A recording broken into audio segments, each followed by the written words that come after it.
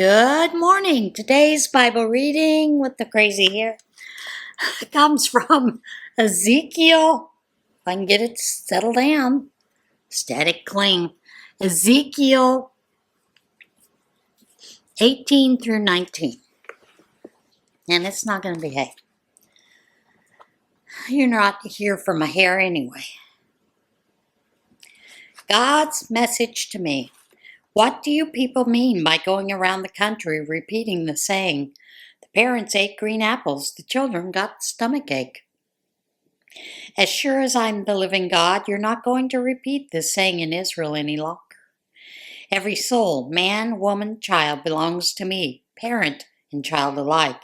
You die for your own sin, not another's. Imagine a person who lives well, treating others fairly, keeping good relationships, doesn't eat at the pagan shrines, doesn't worship the idols so popular in Israel, doesn't seduce a neighbor's spouse, doesn't engage in casual sex, doesn't bully anyone, doesn't pile up bad debts and doesn't steal, doesn't refuse food to the hungry, doesn't refuse clothing to the ill-clad, doesn't exploit the poor, doesn't live by impulse and greed, doesn't treat one person better than another, but lives by my statutes and faithfully honors and obeys my laws. The person who lives upright and well shall have a full and true life. Decree of God, the Master. But if this person has a child who turns violent and murders and goes off and does any of these things, even though the parents has done none of them, eats at the pagan shrine, seduces his neighbor's spouse, bullies the weak, steals, piles up bad debts, admires idols, commits outrageous obscenities, exploits the poor, do you think this person, a child, will live? Not a chance. Because he's done all those vile things, he'll die, and his death will be his own fault. Now look. Suppose that this child has a child who sees all the sins done by his parent. The child sees them but doesn't follow in the parent's footsteps, doesn't eat at the pagan shrines, doesn't worship the popular idols of Israel, doesn't seduce his neighbor's spouse, doesn't bully anyone, doesn't refuse to loan money, doesn't steal, doesn't refuse food to the hungry, doesn't refuse to give clothes to the ill-clad, doesn't live by impulse and greed, doesn't exploit the poor. He does what I say. He performs my laws and lives by my statutes. This person will not die for the sins of the parent. He will live truly and well.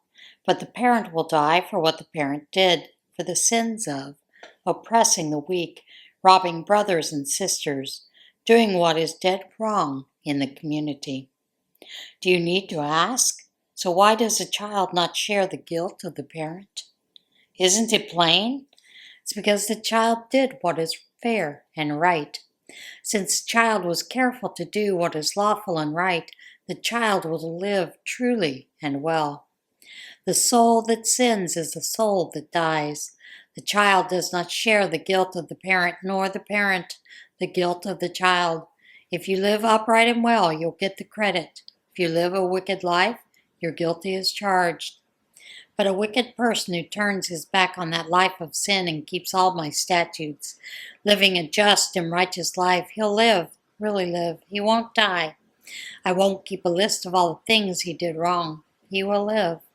Do you think I take any pleasure in the death of wicked men and women? Isn't it my pleasure that they turn around, no longer living wrong, but living right, really living? The same thing goes for a good person who turns his back on an upright life and starts sinning, plunging into the same vile obscenities that the wicked person practices. Will this person live? I don't keep a list of all the things that this person did right, like money in the bank he can draw on. Because of his defection, because he accumulates sin, he'll die. Do I hear you saying, that's not fair? God's not fair. Listen, Israel, I'm not fair. You're the ones who aren't fair. If a good person turns away from his good life and takes up sinning, he'll die for it. He'll die for his own sin. Likewise, if a bad person turns away from his bad life and starts living a good life, a fair life, he will save his life. Because he faces up to all the wrongs he's committed and puts them behind him, he will live, really live. He won't die. And yet Israel keeps on whining, "That's not fair, God's not fair." I'm not fair, Israel? You're the ones who aren't fair. The upshot is this, Israel. I'll judge each of you according to the way you live. So turn around, turn your backs on your rebellious living, so that sin won't drag you down. Clean house. No more rebellions, please. Get a new heart. Get a new spirit. Why would you choose to die, Israel? I take no pleasure in anyone's death. Decree of God, the Master. Make a clean break. Live. Sing the blues over the princes of Israel. Say, what a lioness was your mother among lions. She crouched in a pride of young lions. Her cubs grew large. She reared one of her cubs to maturity, a robust young lion. He learned to hunt. He ate men. Nations sounded the alarm. He was caught in a trap. They took him with hooks and dragged him to Egypt. When the lioness saw she was luckless, that her hope for that cub was gone, she took her another cub and made him a strong young lion. He prowled with the lions, a robust young lion. He learned to hunt. He ate men. He rampaged through their defenses, left their cities in ruins.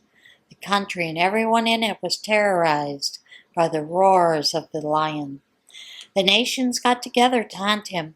Everyone joined the hunt. They set out their traps and caught him. They put a wooden collar on him and took him to the king of Babylon. No more would that voice be heard, disturbing the peace in the mountains of Israel. Here's another way to put it. Your mother was like a vine in a vineyard, transplanted alongside streams of water, luxurious in branches and grapes because of the ample water. It grew sturdy branches fit to be carved into a royal scepter. It grew high, reaching into the clouds. Its branches filled the horizon, and everyone could see it. Then it was ripped up in a rage and thrown to the ground. The hot east wind shriveled it up and stripped its fruit. The sturdy branches dried out, fit for nothing but kindling. Now it's a stick stuck out in the desert, a bare stick in the desert of death. Good for nothing but making fires, campfires in the desert. Not a hint now of those sturdy branches fit for use as a royal scepter. And there is an eclipses. This is a sad song, a text for singing the blues. And that is it for today's Bible reading. As always, get in touch with God today, and I will see you again tomorrow.